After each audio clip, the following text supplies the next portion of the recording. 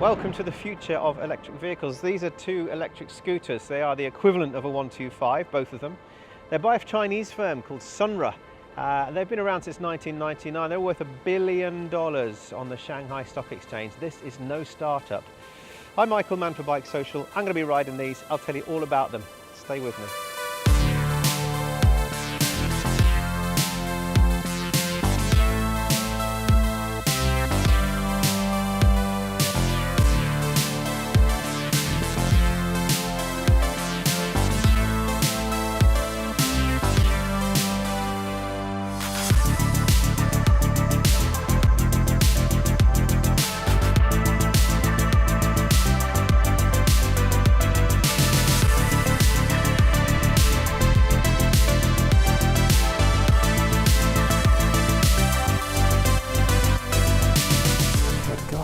Incredible.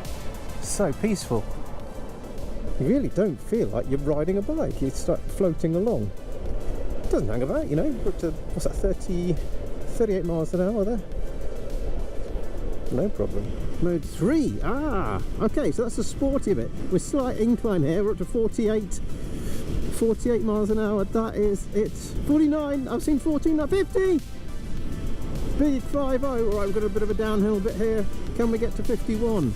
This is the highlight of the ride so far. 51's there. We're going to have to brake soon. Yep, braking. 51. So the blue one, it's called the MIKU Super.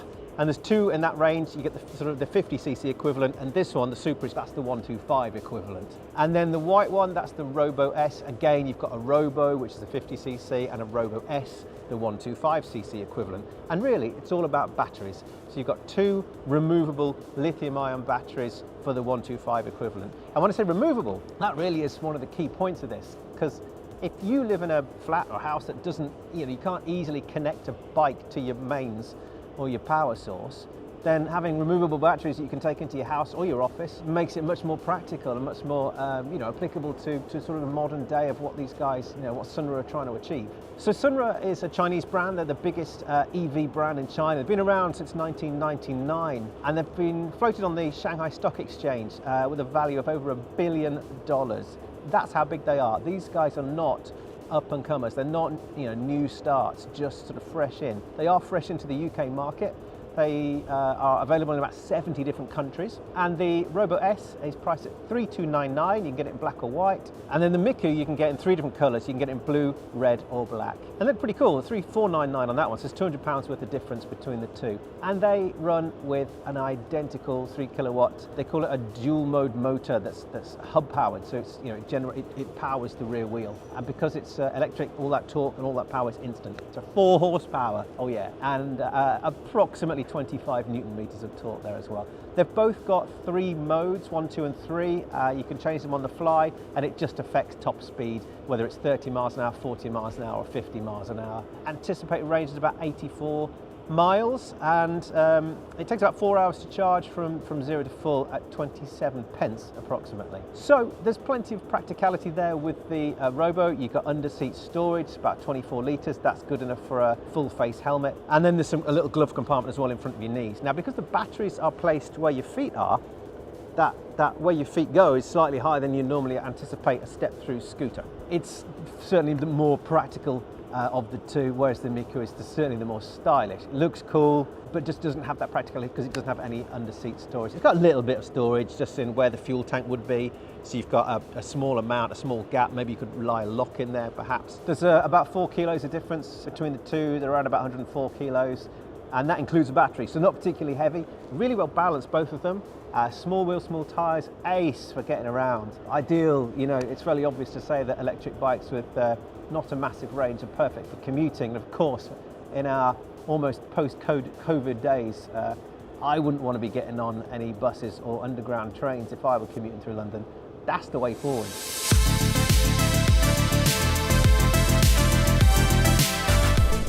You're pretty open to the elements. There's no form of weather protection. But then as a commuter, it's kind of ideal. Lovely little thing. Your knees are kind of, I'm 6 foot tall, I've got long legs, and they're kind of, your knees are wrapped around this, what is essentially not the fuel tank. Not the most comfortable because they're kind of jutting into this outer edge. The brakes are connected. So link braking. Stops well, really well. It's difficult to hold it at 40 miles an hour because it either wants to go or it wants to stay back. You got that sort of lag there in the middle. It just wants to go and then stop, and then it's with the slightest twist of the throttle. I mean, the slightest. Either it's going or it's stopping. It's sort of bit of, you can't really keep it at a consistent speed. So what do you see? You've got a little LCD display here. It's nice and wide. What a silly boy. R is for reverse, by the way, if you can see the R here. It's got a crawl mode, so you can start manoeuvring the bike around with ease. Not that it's particularly heavy. Seems a bit of a daft thing to have, really. It's not a great deal of room. It's quite a small package. Ideal for commuting. Look, that's the most obvious thing anyone's ever said in a review. The bike that was built for commuters is great for commuting. So as you said, they've both got 2 batteries. On the ROBO-S, they're where your feet are, so under that floor, so you literally remove the floor mat and then you pop them out one by one. It takes 10 seconds. And then on the MIKU, they're where the fuel tank would traditionally be. So you pop the hood there, you've got a tiny bit of storage area on the top, move that out of the way, and then you've got your batteries that pop out there. Good for security, I guess, as well as the practicality, like we said, about, you know, being able to charge it at your desk or in your lounge or wherever, you know. Yeah, your claims are around 84 miles. I'd question that. I think you've got to be riding pretty economically to get 84 miles out of it. And we've been pretty, I wouldn't say reckless, but it's been pretty on-off, and it's, you know, a proper press test today, and we haven't got a lot of miles out of that. One of the downsides is as soon as you turn off the ignition with the ROBO-S, the trip manages to reset itself. I also had a bit of a technical issue with the MIKU where it got less than 50% battery, and that's not why it caused the issue, but it wouldn't let me have any more than 30 miles an hour regardless of what mode I was in. Of course, turn it off, turn it on again, absolutely fine. The MIKU is obviously the more visually appealing. It's got the cooler styling. It looks a lot different. It's going to appeal to the younger generation, whereas the Robo and the ROBO-S have got the more traditional sort of scooter style about them.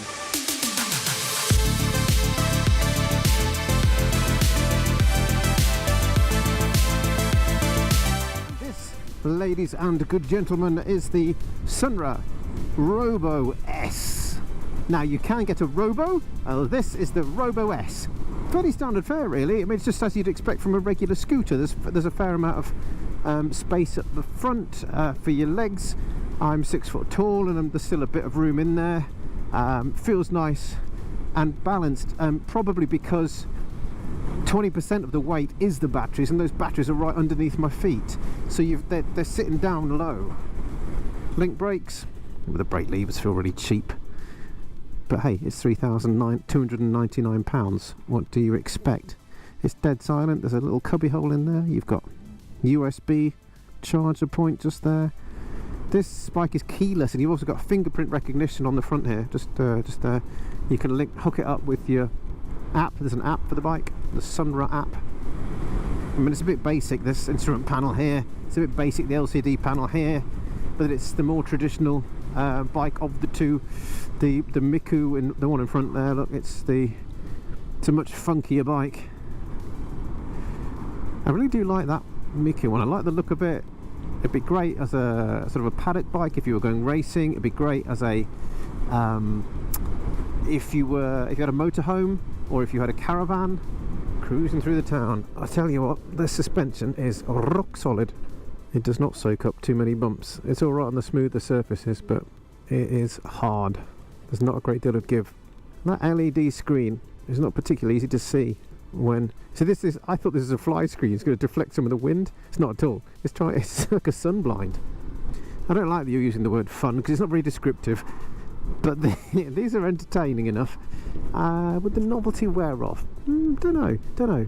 This is the kind of bike that's going to be suitable, and this comes as no surprise, to people who ride in towns and cities and who do short commutes, because they're nippy enough, they're practical enough, they're cool enough, short little journeys. I find the MIKU a bit more comfortable. It looks cooler, but it doesn't have that practicality with the underseat storage or that little extra bit here in front of my knees. And this is your flat front or step through, whereas that one's a bit much more over the top, you know, the traditional motorcycle style. Overall, they are a really impressive piece of kit. I was entertained by them. Darting around the town here is mega. You can you load them up at the red lights and then they go, and you've got all that I say all that power. It's 4 horsepower, but it feels quick because you're hearing the road noise and not the engine noise. So you get a different sensation from riding a regular, you know, an internal combustion engine motorcycle. So this is the future. Ideal for whipping around towns and cities, and getting maybe, you know, younger people into motorcycling. 3,299 for the ROBO-S, 3,499 for the MIKU, and they're eligible for that 20% government grant as well, plug-in grant. So I will have a full review at bikesocial.co.uk. Don't forget to ask me any questions, and I will do my best to avoid them. I mean, get them answered. See you next time.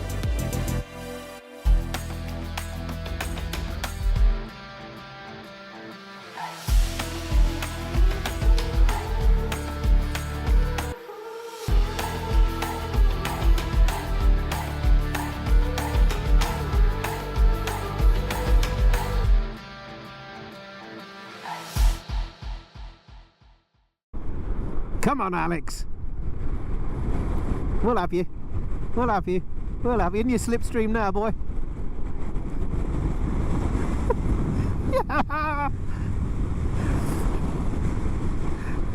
He's a bit bigger than I am. He's carrying a bit more weight.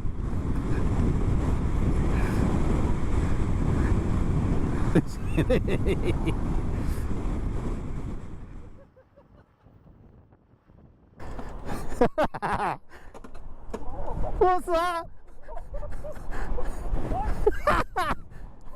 So much more practicality with an EV bike as well. You've got that sort of silence, so you get to hear a lot more about what's going on around you, including the rain. When the rain starts, that's bad.